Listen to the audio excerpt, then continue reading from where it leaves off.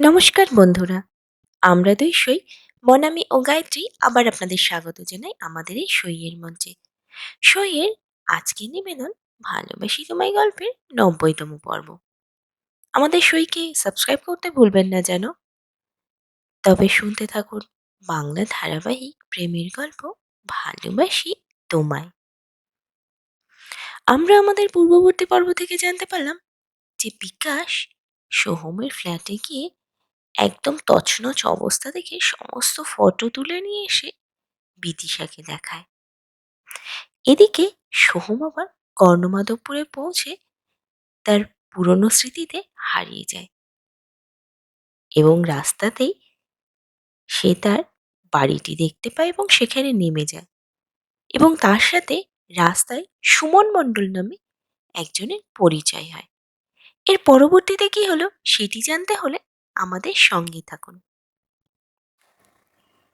ধানের আলের উপর দিয়ে ধীরে ধীরে হাঁটতে শুরু করলো সোহম।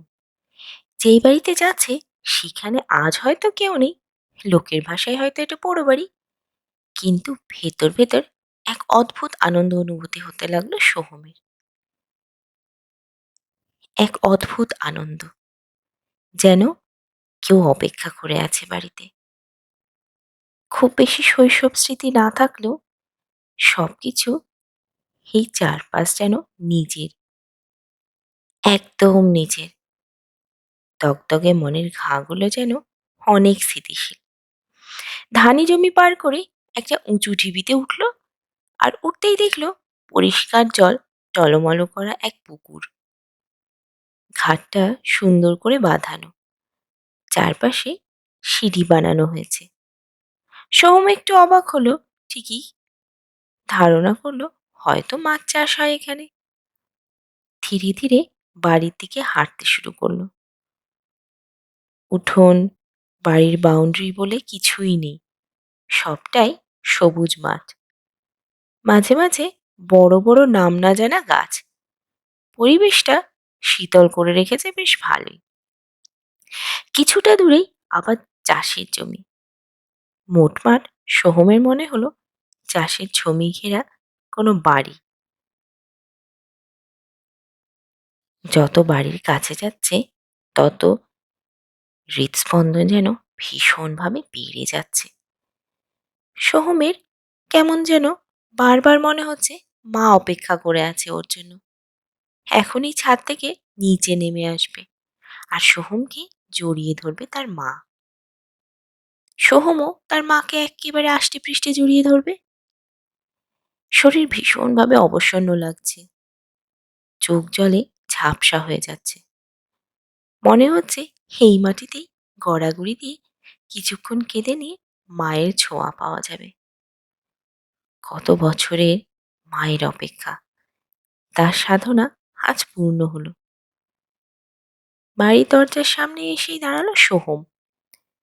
ধারণা ছিল হয়তো সবকিছুই ভাঙাচোরা দেখবে, কিন্তু সোহমের ধারণাকে চমকে দিয়ে দেখল একখানা লোহার গ্রিলের গেট। খুব বেশি পুরনো নয়, তালা দিয়ে বেশ আটকানো আছে। তালাটাতে হাত দিয়ে বুঝলো নিয়মিত খোলা বন্ধ করা হয়। চিন্তায় পড়ে গেল সোহম, এবার আবার কার কাছে যেতে হবে এই তালা খুঁজতে? সবই তো অজানা। দীর্ঘশ্বাস ফেলে ছলছল চোখে দাঁড়িয়ে রইল অনেকক্ষণ। আজ এই পুরনো বাড়িটাও মনে হচ্ছে ভীষণ খুশি হয়েছে। বাড়ির সাথে এক আত্মিক মিল খুঁজে পেল সোহম। বেশ কিছুক্ষণ দাঁড়িয়ে থাকার পর মনে মনে ভেবে নিল কেউ যদি এদিকে একান্তই না আসে তালা ভেঙে ভিতরে ঢুকবে সোহম। মনস্থির করলো চারপাশটা আগে ঘুরে দেখবে, তারপর যা করার করবে। বাড়ির গেট পেরিয়ে চারপাশ ঘোরার জন্য পা বাড়ালে চোখ পড়ল ভিন্ন ধরনের ফলের গাছ। একটু আশ্চর্য হয়ে সেই ফলের বাগানে ধীরে ধীরে পা বাড়ালো। কি নেই সেই বাগানে!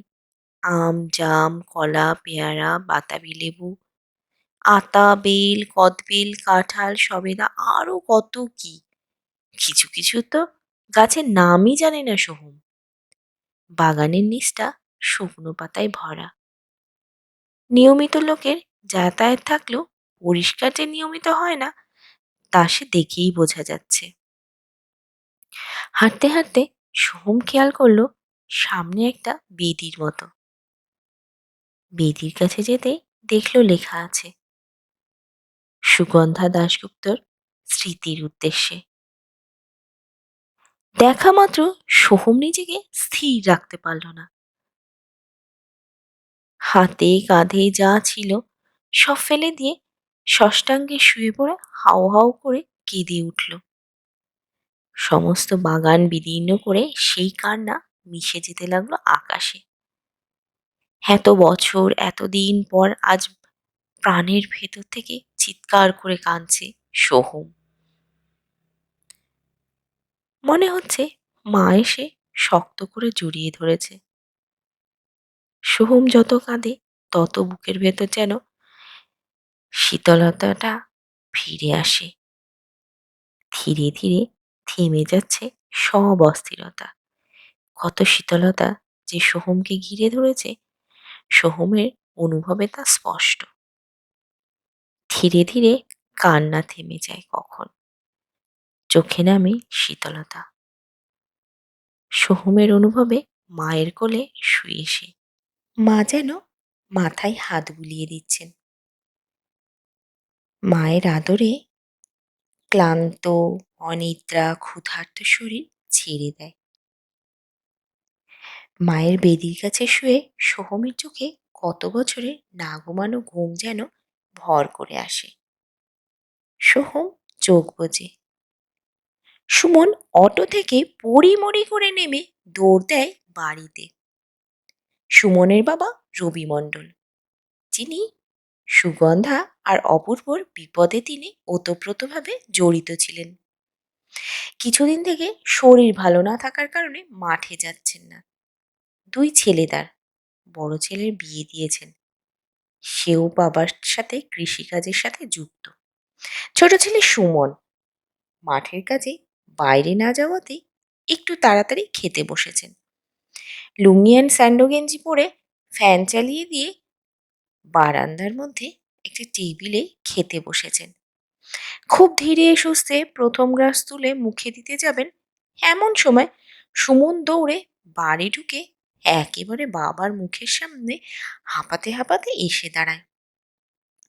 রবিবাবু ছোট ছেলের বদমাইশি আর অত্যাচারে এমনিতেই একটু বিরক্ত থাকেন সবসময়। ছেলে খাওয়ার সময় ওভাবে সামনে এসে দাঁড়াতে তিনি বিরক্তির সুরে বলে ওঠেন, কার যে কি ক্ষতি করে আসলি যে আমার খাবারটা এভাবে নষ্ট করবি? সুমন সময় নষ্ট না করে বলে, বাবা ছেলেটা এসেছে। খাওয়া বন্ধ করে বড্ড আশ্চর্য হয়ে বলেন, কে এসেছে? এমনি সময় সুমন নাম ভুলে গেলেও ছেলে এসেছে কিছুতেই মনে আসছে না। শেষে বাধ্য হয়ে বলে, আরে ওই যে ভূতের বাড়ির ছেলেটা। রবিবাবুর মাথায় সুগন্ধার কথা একবারও আসলো না। ছেলেকে দুটো গালি দিতে দিতে বলল, তোর মতো একটা ভূত এ বাড়িতে থাকতে আর কোন ভূতের বাড়ি হবে শুনি? সুমন কিছু মনে করে না বাবার কথায়, বলে, মনে পড়েছে বাবা, সুগন্ধার ছেলে এসেছে। কথাটা শোনা মাত্রই রবিবাবুর শরীর কেমন যেন ঝাঁকি দিয়ে উঠল। চোখ বড় বড় করে বললেন, কি বললি? সুমন বলে, হ্যাঁ বাবা, আমাকে বলল তো সুগন্ধার ছেলে। অটো থেকে নেমে গেল ওই বাড়িটার সামনে। রবিবাবুর কথা শুনে এক মুহূর্ত আর দাঁড়ালেন না। বেসিয়ে হাত ধুতে ধুতে বললেন, তুই বললি তুই কার ছেলে? সুমন মাথা চুলকে বলল, এই গ্রামের বাইরের লোক তোমাকে চেনে না, তুমি আবার কি?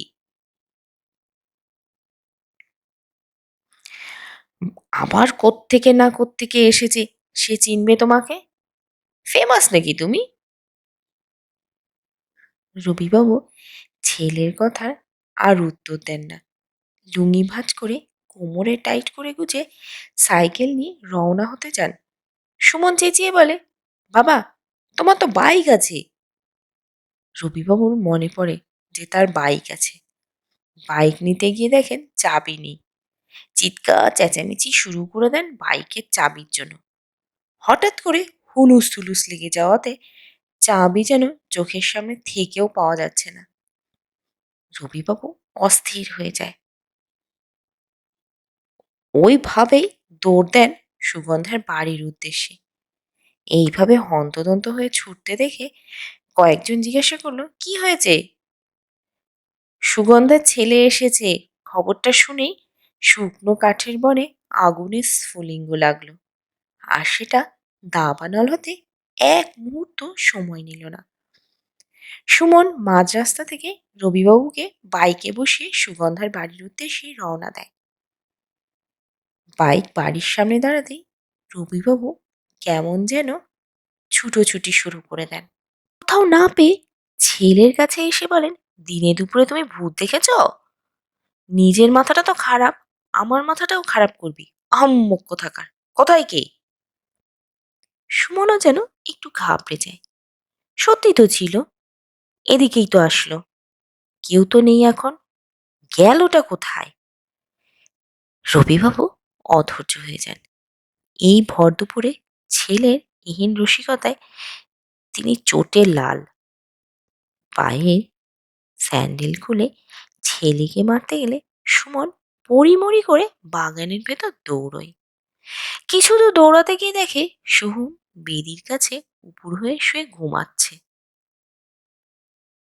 সুমন কেমন যেন ঘাবড়ে যায়, ভাবে মরে গেল নাকি। ইতিমধ্যে রবিবাবু সেখানে পৌঁছে যান। পায়ের স্যান্ডেল মাটিতে নামিয়ে মুখের কাছে গিয়ে ভালো করে লক্ষ্য করেন। মায়ের মুখ একদম বসানো,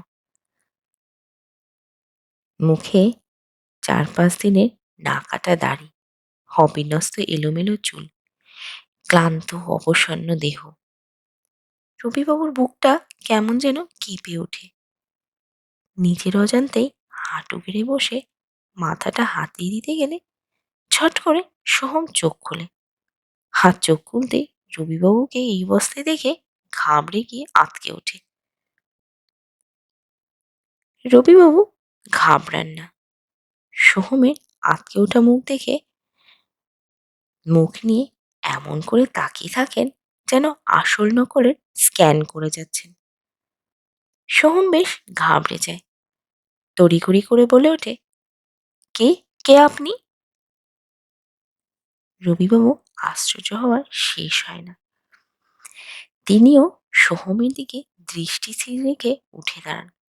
বলেন, আমি রবি, রবি মণ্ডল। চিনলি?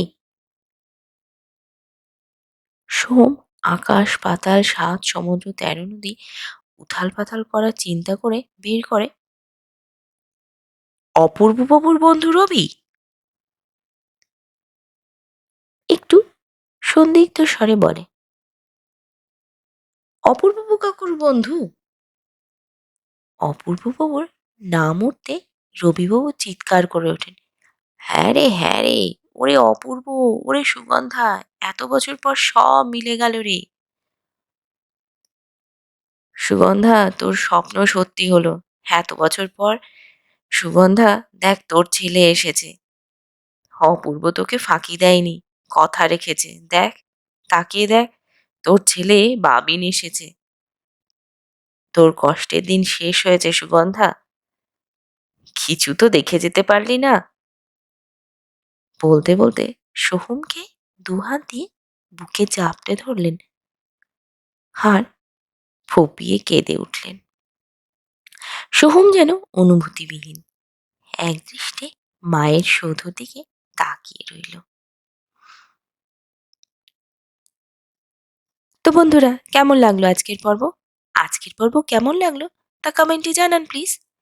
আপনাদের একটিমাত্র কমেন্ট আমাদের এগিয়ে নিয়ে যেতে উৎসাহিত করবে। আমাদের গল্পটি ভালো লাগলে লাইক, কমেন্ট ও শেয়ার করুন। আর হ্যাঁ, সইকে সাবস্ক্রাইব করতে ভুলবেন না যেন। আগামী পর্বে আবার দেখা হবে। ধন্যবাদ। ভালো থাকবেন।